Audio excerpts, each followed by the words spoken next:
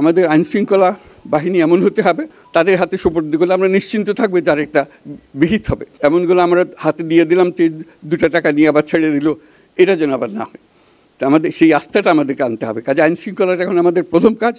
এই আইনশৃঙ্খলা ঠিক না হওয়া পর্যন্ত এটা আমরা অগ্রসর করার জন্য পদক্ষেপ নিতে পারবো না। বিশৃঙ্খলা, সহিংসতা এগুলো হলো অগ্রগতির বড় শত্রু। আমাদের যে যাত্রা শুরু হলো সেই যাত্রার শত্রু। কাজে এই শত্রুকে যাতে রোধ করা যায়, তাদেরকে বুঝিয়ে শুনিয়ে হোক, তাদেরকে আইনশৃঙ্খলার হাতে দিয়ে হোক, এটা বোঝাতে হবে। তাকে মেরে পেটে এটা ঠিক না।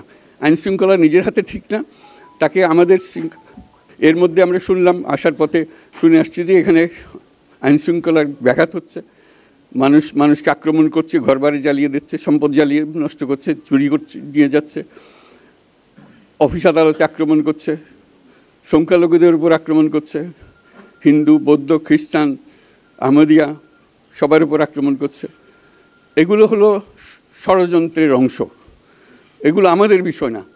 আমাদের কাজ হলো এটাকে রক্ষা করা, সবাইকে রক্ষা করা। এটাকে প্রতিটি মানুষ আমাদের ভাই, আমাদের বোন, তাদেরকে রক্ষা করা এবং আমাদের একটা শৃঙ্খলা ফিরিয়ে আসা।